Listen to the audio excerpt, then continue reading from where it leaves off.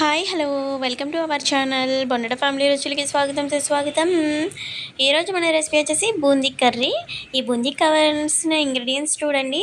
Onions, tomatoes, కరివేపాకు, అలాగే అల్లం వెల్లుల్లి పేస్టు, పచ్చిమిర్చి. ఇప్పుడు ఒక గిన్నెలోకి ఆయిల్ వేసుకొని ఇందులోకి కొద్దిగా జీలకర్ర, ఆవాలు వేసుకొని అలాగే పచ్చిమిర్చిని కూడా యాడ్ చేసుకొని అలాగే అల్లం వెల్లుల్లి పేస్ట్ దంచుకున్నది వేసేసుకుని బాగా కలిపేసి కరివేపాకును కూడా వేసేసి బాగా కలిపేయాలి. కలిపేసిన తర్వాత ఆనియన్స్ కోసుకుని పెట్టుకున్న ఆనియన్స్ ఉన్నాయి కదా, అవి కూడా వేసేయాలి.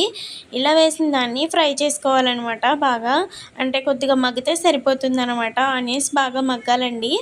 అలాగే ఇందులోకి కొద్దిగా ఆనియన్స్ మగ్గిన తర్వాత టమాటా ముక్కలను కూడా వేసుకుని బాగా మగ్గించుకోవాలన్నమాట. ఇలా బాగా ఈ రెండింటిని మూత పెట్టేసి మగ్గించుకుంటే మనకి త్వరగా మగ్గుతాయి అన్నమాట. ఇప్పుడు ఇందులోకి చిటికెడు పసుపు అనేది వేసుకుందాము. ఇలా వేసుకుని బాగా కలిపేయండి. చూసారా, ఈ విధంగా అయితే మనకి కూర అనేది దగ్గర పడిపోతుంది. ఇందులోని నేను స్టార్ మసాలా వేస్తున్నానండి.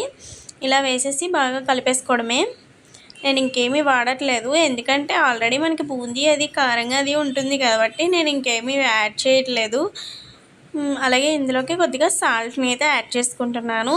చూసుకుని వేసుకుందాము. మనకి బూందీలో అనేది మనకి ఉంటుంది కదా, దాన్ని చూసుకొని వేసుకోవడమేనండి. నేనైతే ఇక్కడ బూందీని అయితే తీసుకొని ఇలాగా మనకి ఎంత అయితే కావాలో అంత వేసేసుకుని బాగా దగ్గర పడించుకుంటే సరిపోతుందండి. చూడండి, ఈ కన్సిస్టెన్సీ ఉండగా మనకి వాటర్ అనేది ఎక్కువ పట్టవు, లైట్గా పడతాయి. ఇలా సర్వ్ చేసేసుకోవడమే. ఈ రెసిపీ మీకు నచ్చినట్లయితే ఒక లైక్ చేయండి, షేర్ చేయండి, నా ఛానల్ని సబ్స్క్రైబ్ చేసుకోవడం మర్చిపోకండి. Bye friends.